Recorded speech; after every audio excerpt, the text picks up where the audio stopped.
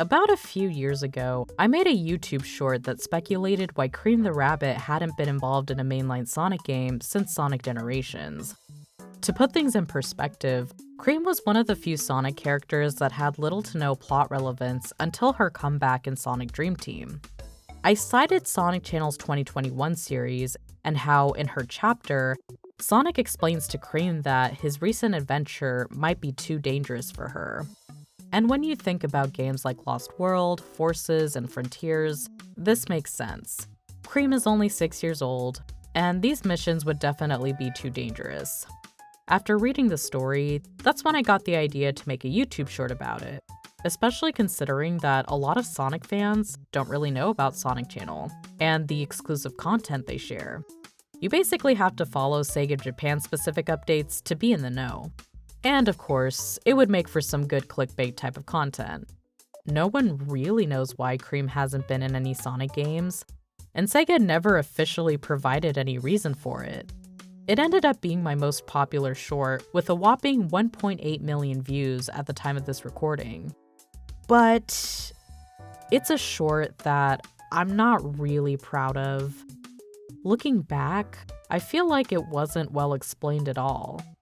I did upload this in the summer of 2022, well before YouTube extended the time limit to 3 minutes for their shorts. And there's only so much you can say in 60 seconds. And if I remember correctly, I think I had to speed up the voice clip slightly because it actually didn't fit in the minute-long time frame. Of course, I can't say that I ever regret uploading it because in the end, I got what I wanted. The short blew up almost a year after its upload date. And because of that, I went from 2,000 to 5,000 subscribers within just a few weeks. Also, I never had something reach 1 million views before. So I am grateful, and if you subscribed to me because of that short, thank you for being here and sticking around. And yet, I can't help but feel like I could have explained the story better or emphasized that this was just my speculation.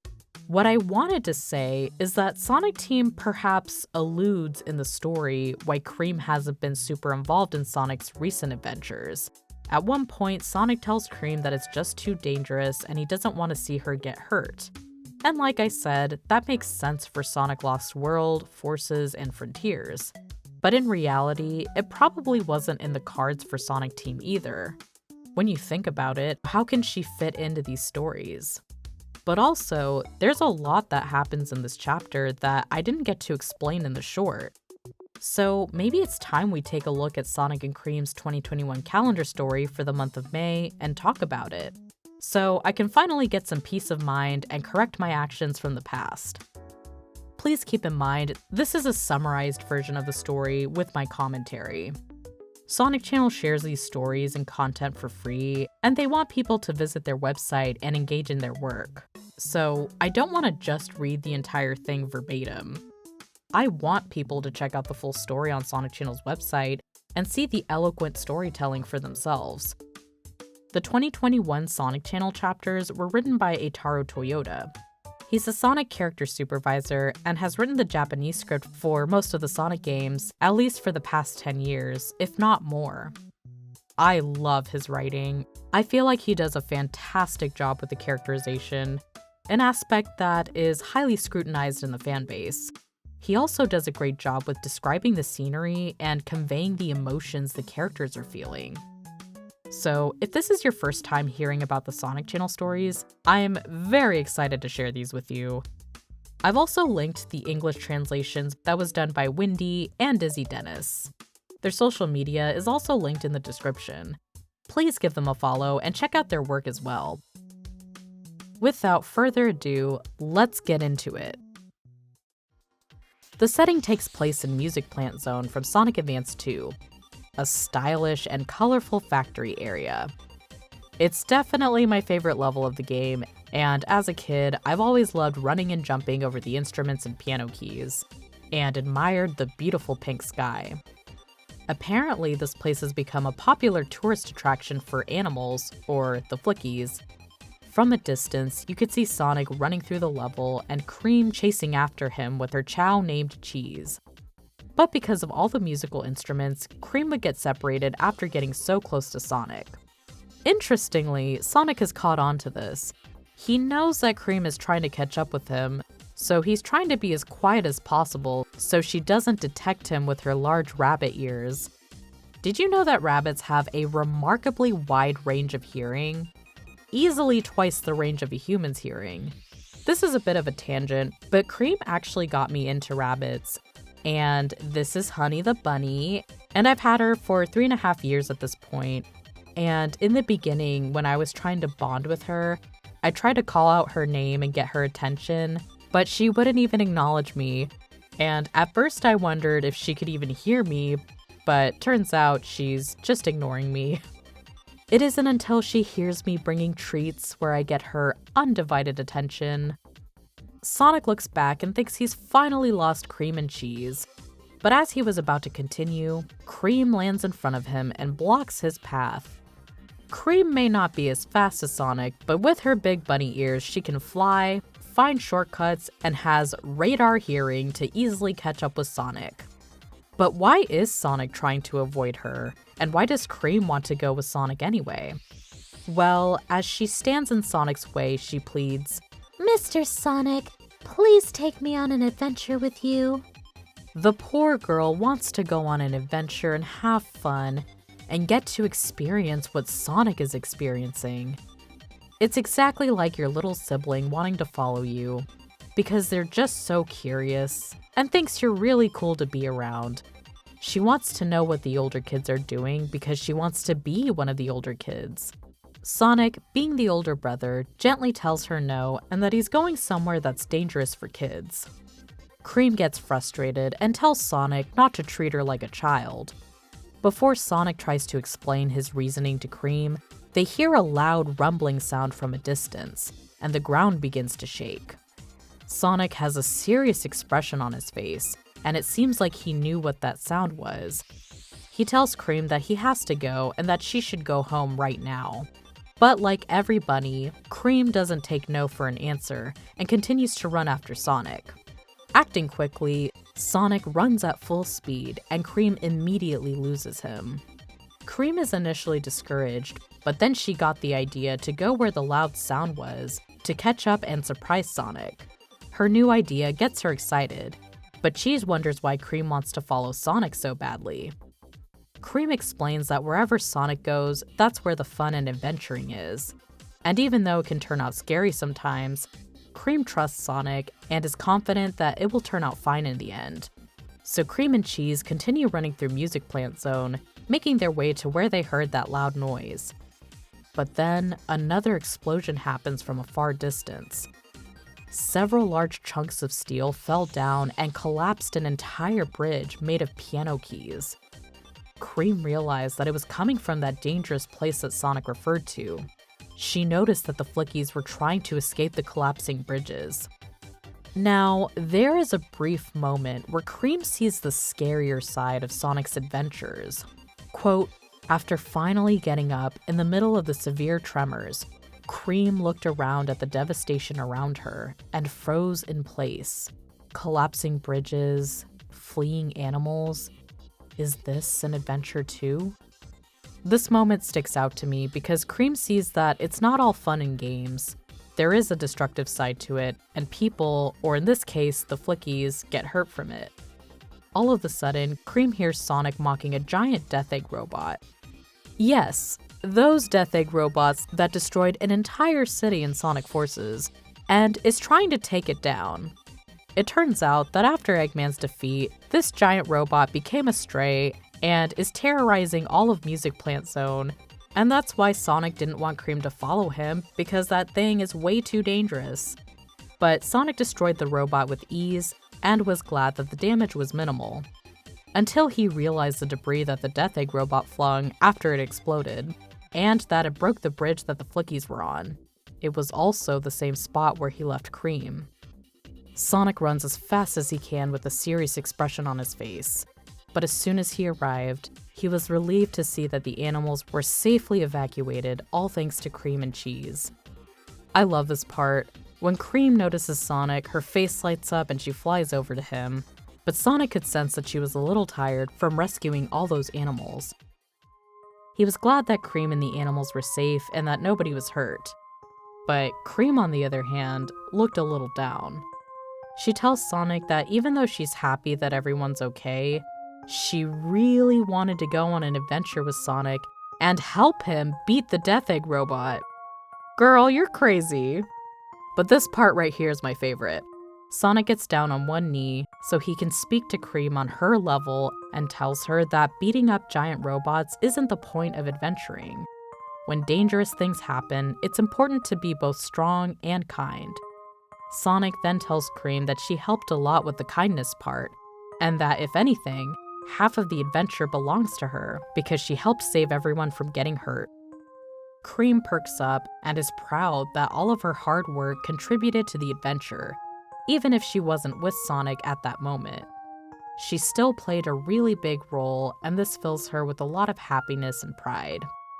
She then asks Sonic if he can take her on more adventures. Aww.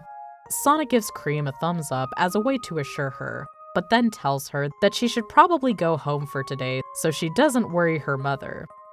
Cream gets all pouty again and says, Oh, please, don't treat me like a child again. "Oh no, Cream. You're a baby. You have to stay a baby forever." Sonic runs away with a sheepish look on his face, knowing that he hit a nerve. Cream and Cheese chase after him. It looks like Cream might just be growing up just a little bit. But all this running created so much fun and exciting music that resonated throughout the stage, just like you would hear when you get out your Game Boy Advance, start up Sonic Advance 2, and play through Music Plant Zone over and over again. My favorite part of the 2021 calendar series are the writer's notes.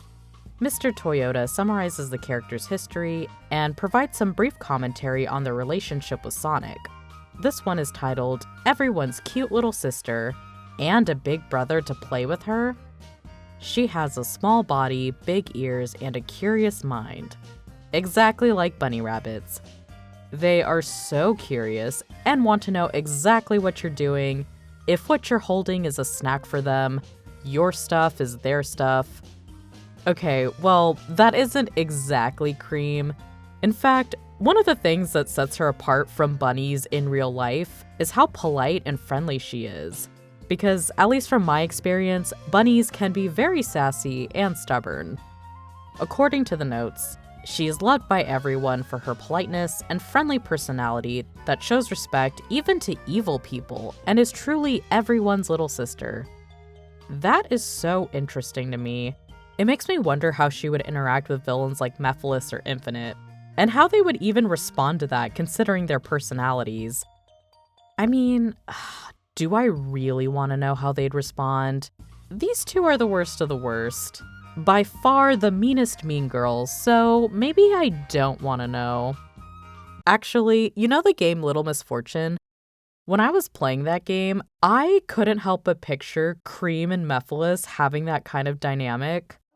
Would you like to try my sparkle? That's not necessary. Ha, don't be silly. Here you go. Happiness to Mr. Boys! Oh, well, thank you. Anyway, let's go find the prize and make Mommy proud. Yes. Now, wait for her to turn her back to you and... And then kill her from behind? What? No. Why? That's what the ninjas do in movies. I've seen like all of them. Don't tell Mommy. Mr. Mephiles, please don't lie to me because that would be very mean. Mr. Mephiles, do you have feelings for Mr. Infinite? Has someone made a Little Misfortune AU of Cream and Mephiles yet? Because that would be pretty cute. The writer's notes go on to say that, quote, another feature of Cream is her age, which is a whopping 6 years old. She plays the role of a facilitator and service assistant in the Olympic Games, and she gives off an impression of having a better hold of herself than that of an unskillful adult, so we tend to forget that. Wow, I feel so called out as an unskilled adult. I do like that the Olympic Games is mentioned because I am a huge Mario and Sonic Olympics girly, and I'll take any reference or notice I can get. Cream also treats Cheese like a younger sibling that she's caring for and looking after. And you can tell they have a close bond and are practically inseparable. So how can we look at her relationship with Sonic? Since they first met in Sonic Advance 2, Cream left a lasting impression on Sonic as a small but very polite girl. Quote, "After that, she went on a big adventure with Sonic and other older brother and sister figures in the sequel, Sonic Advance 3. I think it is so sweet that Toyota refers to Tails, Knuckles, and Amy as Cream's older sibling figures. While it's never explicitly stated, I think you can see that through the unique animations in Sonic Advance 3. The way Cream smiles when Tails is lifting her up, how excited she looks when she's gliding with Knuckles. There's even official artwork with her and Knuckles. And I think it shows that Cream does view Team Sonic as her older brothers. The writer's notes state that she also views Blaze as an older sister. And while she's around Amy and Blaze more, she'll still rely on Sonic and still adores and looks up to him. And she really does look at him as her older brother, and I think the same could be said for Sonic as well. It is so sweet. I love the story, and I love the little adventure they shared.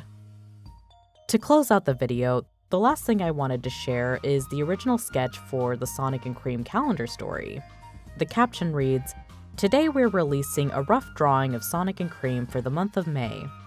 Cream in the rough sketch was a bit more pouty, but this one is cute too. It is super cute. I love how frustrated but confused Cream looks. In the bunny world, Cream's reaction makes a lot of sense. You see, in bunny hierarchy, the rabbit that is the most groomed is considered the dominant rabbit, the bunny in charge. Sonic is petting Cream on the head, conceding to her as the dominant one. And yet, he's telling her that she needs to go home, giving her completely mixed messages. Sonic, you better know your place and bow down to your superior. Cream is a character that's always been so special to me. I'll never forget the rush I felt while playing as Cream in Sonic Advance 2 and just blasting through all the stages.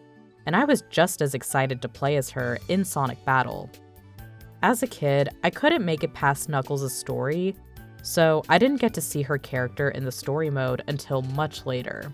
But one thing I loved to do was play as her in challenge mode and spam all of her movesets.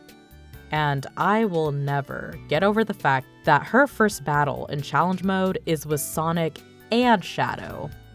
Even though I also didn't make it that far as a kid in Sonic Advance 3, I always wondered what it would have been like to play as her and what her tag team ability would be. You know those Game Boy Advance videos where you could watch a couple episodes of certain shows?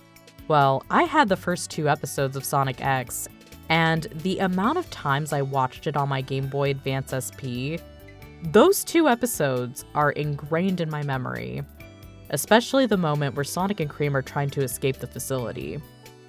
Now, I wasn't able to figure out what channel Sonic X was on, so I didn't know what happened after the second episode and was left on a cliffhanger for years until I got older and started watching some episodes here and there. But yeah, as time went on through the later half of the 2010s and early 2020s, I missed Cream in the Sonic games. I missed her cute and cheerful personality. I wanted her to interact with other characters like Shadow, Silver, all of Team Chaotix, and I really despised the narrative that Sonic had too many friends and they all needed to go away. I was wondering when she would be involved in another mainline Sonic game.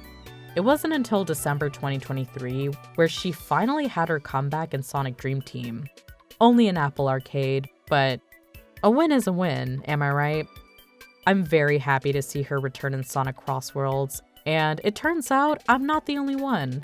She ended up being the 3rd most used character in the trial testing, only behind Sonic and Shadow. It goes to show that she's still loved by the fanbase, and I don't care what the haters say.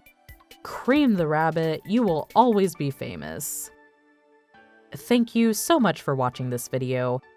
I hope that I redeemed myself from that clickbaity YouTube short. I also hope you enjoyed this story, and please do share your thoughts in the comments. The Sonic Channel 2021 stories are so good and are worth the read.